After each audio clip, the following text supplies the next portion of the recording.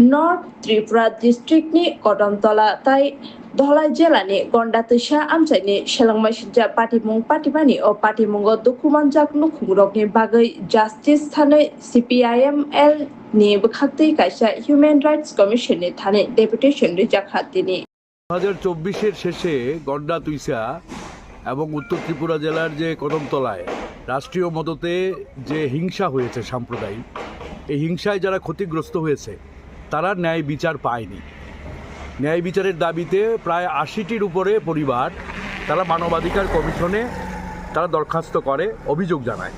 সেই অভিযোগ মূলে কমিশন খুব দ্রুততার সাথেই ইনভেস্টিগেশনের জন্য তাদের উইংকে পাঠায় এবং তারা ওইখানে থেকে কদমতলা উত্তর ত্রিপুরায় থেকে এবং ধলাই জেলার গন্ডাতুইসাতে থেকে তারা এই তদন্ত কার্য সমাধা করে, তারপরে প্রত্যেকের সাক্ষ্য গ্রহণ করে। কিন্তু আজকে ১ বছর অতিক্রান্ত, এখনও পর্যন্ত কেসগুলো নিষ্পত্তি হয়নি। ন্যায় বিচারের প্রশ্নটা অধরা থেকে গেছে। সংবিধান আমাদের যে অধিকারগুলো দিয়েছে মূলত সাম্য এবং ন্যায়, তো ন্যায় পাওয়া এবং প্রতিটি নাগরিকের এটা অধিকার, সংবিধান প্রদত্ত অধিকার, এবং রাজ্য মানবাধিকার কমিশন একটা সাংবিধানিক সংস্থা। তো আমরা চাই এই কেসগুলো দ্রুত নিষ্পত্তি হোক, এই দাবিতেই আজকে আমরা কমিশনে এসেছি।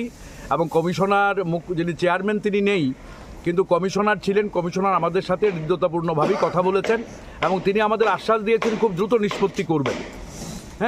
তো সংবিধানের ন্যায় এবং সাম্যের প্রশ্নটা আমরা তুলেছি এবং আমরা দ্রুত এটা ন্যায় বিচার চাই। এটা আমরা দাবি করেছি। এবং আপনারা জানেন যে কদমতলায় পুলিশের গুলিতে আলফেসানি আহমেদ একজন ব্যবসায়ীর মৃত্যু হয় খুব অল্প বয়সের। পোস্টমর্টেম রিপোর্টে আমরা দেখলাম যে এটা পুলিশের গুলি নয় বা গুলিতেই নয়, এটা ব্লান্ট ওয়েপন দ্বারা সে নিহত হয়েছে বলে রিপোর্ট দিয়েছে। কমিশন এই রিপোর্ট এনেছে ডিজির কাছ থেকে। আমরা অবাক হয়ে গেছি। তা আমরা ইনভেস্টিগেশন দাবি করেছি এবং প্রয়োজনে আমরা উচ্চ আদালতে যাব। আজকে আমরা এটা পরিষ্কারভাবে বলেছি কমিশনে। এই বিষয়গুলিতেই আজকে আলোচনা হয়েছে এবং কমিশনে আমরা এসেছি। ধন্যবাদ। এবং এই ক্ষেত্রে আমাদের আরেকটি প্রশ্ন, যে যদি কমিশন আমাদের ন্যায় বিচার না দেয় তাহলে রাস্তার লড়াই ছাড়া সাম্য এবং ন্যায়ের জন্য সাংবিধানিক এই অধিকারগুলো রক্ষার জন্য এবং এগুলো প্রতিষ্ঠার জন্য আমরা রাস্তায় নামবো। এটা আমরা আজকে ঘোষণা করছি। ধন্যবাদ।